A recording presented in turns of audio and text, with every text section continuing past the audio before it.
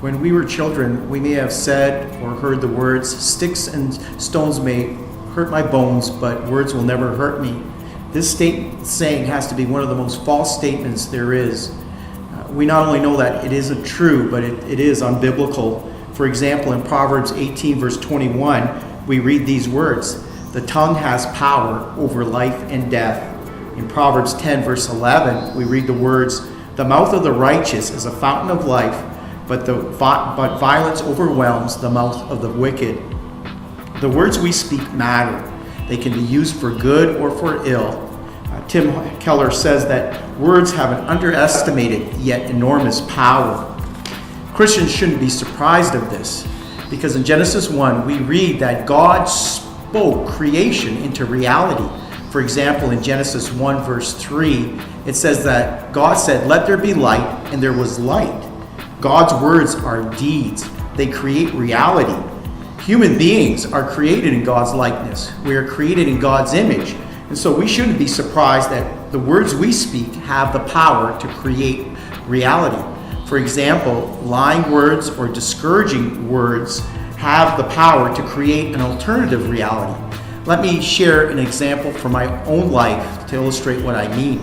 When I was in Bible school as a young Christian, I was in preaching class, and I was about to preach my first message ever.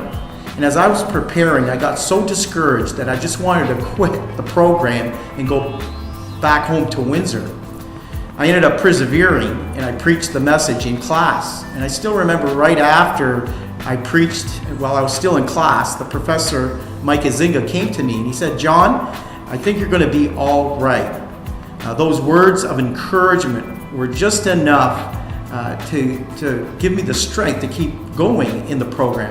But just imagine if he was discouraging or was critical without grace in critiquing my sermon. I think the way I was feeling, I would have probably just quit, and I would have never became a pastor. I've been a pastor now for 25 years, and not only would I not have been maybe a pastor, I probably would have never met my wife Colleen, because I met her at a church where I was an associate pastor, and I would have not had we probably wouldn't have had our 5 children if I had never got married to Colleen. So words have power. We can create reality with them. They matter. The words we speak to other people matter to those people, and they matter to God. Furthermore, the words we speak powerfully reflect what's going on in our hearts and the type of people we are. Let me read what Jesus says about this in Matthew 12, verses 33 to 37. Jesus says, "Make a tree good, and its fruit will be good. Or make a tree bad, and its fruit will be bad. For a tree is recognized by its fruit. You brood of vipers, how can you who are evil say anything good? For out of the overflow of the heart, the mouth speaks. The good man brings good things out of the good stored up in him. He speaks good words. And the evil man brings evil things out of the evil stored up in him. But I tell you that men will have to give an account on the day of judgment for every careless word they have spoken. For by your words you will be acquitted, and by your words you will be condemned." I believe that Jesus says that we are going to be held accountable for every careless word, because to Jesus, words matter.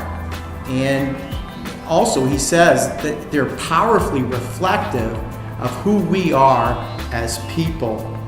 Our neighbors to the south have just finished a bitter election cycle. Many political commentators and Christian leaders down in the States have said that this was probably the most acrimonious campaign ever.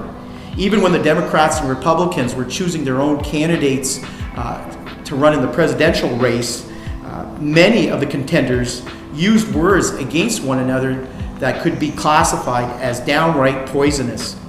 We Canadians can become quite self-righteous in talking about the U.S. elections, but we need only to watch our own elected representatives talk to each other in federal parliament or in the various provincial parliaments of our great country to see the same kind of disrespectful and nasty verbal exchanges.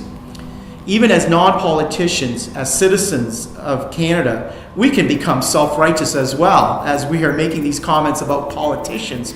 But we only have to look at social media the last several weeks, or even in the way people have talked to each other in one-on-one conversations or small group conversations in discussing the U.S. elections, to see that we are prone to nasty and disrespectful verbal exchanges as well.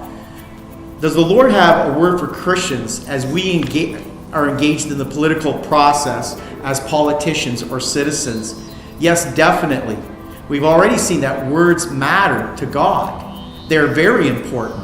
And also they're powerfully instructive of our own hearts. And in James 3, verse 9 and 10, the Lord admonishes us with these words.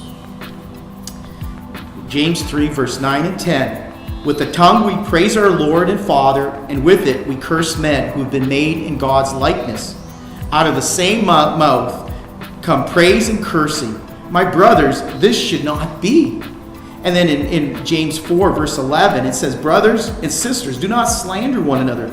Anyone who speaks against his brother or sister judges him and speaks against the law and judges it. When you judge the law, you're not keeping it, but sitting in judgment on it. Like we sit over it instead of being subjected to God's law or words.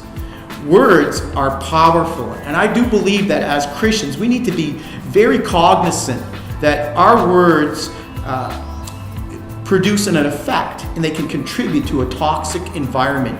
In Matthew 24 and verse 12, in Jesus' Olivet Discourse, he says, because of the increase of wickedness, the love of most will grow cold. I believe some of the most can easily include you and I, even if we're Christians. I think it would be arrogant and very naive and spiritually blind not to realize that we can contribute to the hostility and to the nastiness of society if we are not careful to guard our hearts and minds and not careful in the words we speak. I believe that the credibility of our witness is at stake in these conversations. I believe Tim Keller's statement is so true when he says, words have an underestimated but enormous power. I want to close with the words of a pastor colleague of mine in Windsor here, Scott McAllister. He pastors in West Windsor. He says in one of his latest blogs these words, in the days ahead, our words will matter, maybe more than they ever have. So measure them and choose them wisely. Don't be tempted to repeat rhetoric or even defend it. Our world needs more than sound bites right now. Think deeply, pray vigilantly, and don't be tempted to think that what you say doesn't matter. It does, because words are powerful.